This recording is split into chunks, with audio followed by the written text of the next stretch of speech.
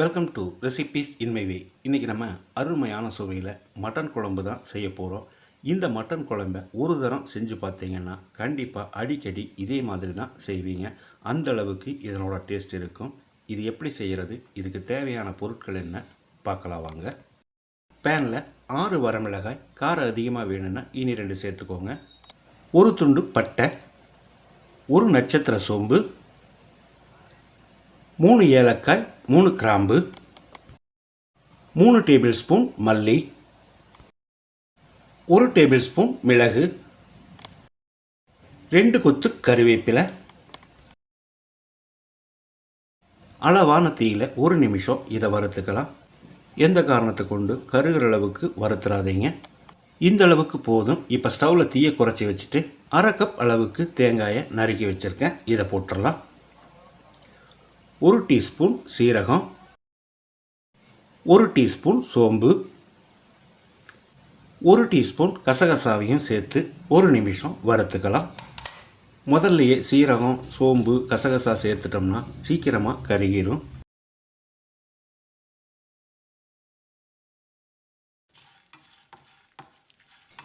எல்லாமே கருகாமல் வாசனை வர அளவுக்கு வறுபட்டுருச்சு. இதை எடுத்து ஒரு பிளேட்டில் கொட்டி ஆற வச்சிடலாம். இது நல்லா ஆறிடுச்சு. மிக்சி ஜாரில் போட்டு முதல்ல கொரகொரப்பாக அரைச்சி எடுத்துக்கலாம். அதுக்கு பிறகு ஒரு 1/2 கப் அளவுக்கு தண்ணி சேர்த்து பேஸ்ட்டாக அரைச்சிக்கலாம். குக்கரில் 2 டேபிள் ஸ்பூன் தேங்காய் எண்ணெய் ஊற்றிக்கலாம். நீங்கள் வேறு ஏதாவது எண்ணெய் சேர்க்கிறதா இருந்தால் சேர்த்துக்கோங்க. 100 கிராம் அளவுக்கு ஒரு பெரிய வெங்காயத்தை நீல வாக்கில் நறுக்கி வச்சுருக்கேன். இதை போட்டு கண்ணாடி பதத்துக்கு வதக்கிடலாம். வெங்காயம் இந்த அளவுக்கு வதங்கினது போது 1/4 கப் அளவுக்கு தேங்காயை சன்னமாக நறுக்கி வச்சுருக்கேன். இதை போட்டுடலாம். வெங்காயத்தை செவந்து வர்ற அளவுக்கு வதக்கிடலாம்.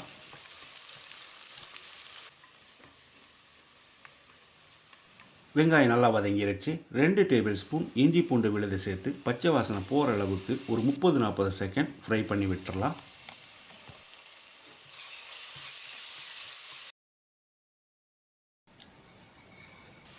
இஞ்சி பூண்டு விழுது பச்சை வாசனை போன பிறகு மட்டன் சேர்த்துடலாம்.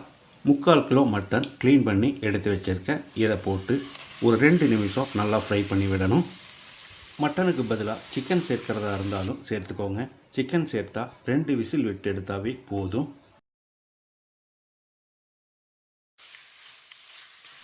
மட்டன் கலர் மாறுற அளவுக்கு ஃப்ரை பண்ணிட்டோம். இதில் 1/2 டீஸ்பூன் மஞ்சள் தூள், 2 டீஸ்பூன் கல்லுப்பு. இப்போ நம்ம வறுத்தரைச்சி வச்சுருந்த மசாலா ஊற்றி கலந்து விட்டுடலாம்.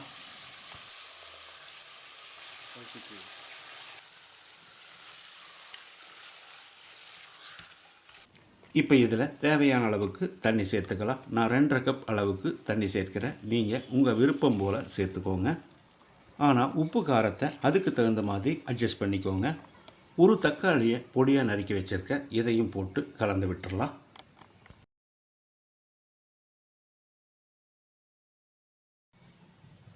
இது ஒரு 5 நிமிஷம் நல்லா கொதிக்கட்டும். இந்த மாதிரி நல்லா கொதித்து வந்த பிறகு குக்கரை மூடி விசில் போட்டுடலாம். அதிகப்படியான தீயில் 1 விசிலும், குறைஞ்ச தீயில் 2 விசில் விட்டு எடுக்க போகிறேன். நீங்கள் எப்பவும் போல் எவ்வளவு விடுவீங்களோ அந்த அளவுக்கு விட்டு எடுத்துக்கோங்க. 3 விசில் வந்து ப்ரெஷர் அடங்கிருச்சு. இப்போ திறந்துடலாம். இப்போ மறுபடியும் ஸ்டவ் ஆன் பண்ணிக்கலாம். ஒரு 5 நிமிஷம் கொதிக்கணும். அதிகப்படியான தீயில் 1 விசிலும், குறைஞ்ச தீயில் 2 விசிலும் விட்டு எடுத்திருக்கேன். மட்டன் எந்த அளவுக்கு வெந்திருக்குதுன்னு பாருங்கள். மட்டன் நல்லா பூ மாதிரி வெந்திருக்கு. இது ஒரு 5 நிமிஷம் நல்லா கொதிக்கட்டும். வீடே மணக்கிற அளவுக்கு மட்டன் குழம்பு ரெடி ஆயிடுச்சு. இப்போ ஸ்டவ் ஆஃப் பண்ணிவிட்டு இதுக்கு ஒரு தாளிப்பு கொடுத்துடலாம். 2 டேபிள் ஸ்பூன் தேங்காய் எண்ணெய் காய வச்சுருக்கேன். இதில் 1/2 டீஸ்பூன் கடுகு,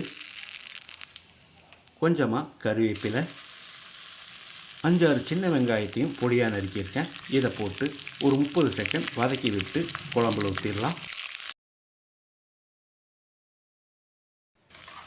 மணக்க அருமையான சுவையில் நான் செஞ்சுருக்கிற இந்த வறுத்தரைச்ச மட்டன் குழம்பை இதே மாதிரி இதே அளவுகளோடு நீங்கள் செய்து பாருங்கள். இந்த வீடியோ பிடிச்சிருந்தால் லைக் பண்ணுங்கள், கமெண்ட் பண்ணுங்கள், ஷேர் பண்ணுங்கள்.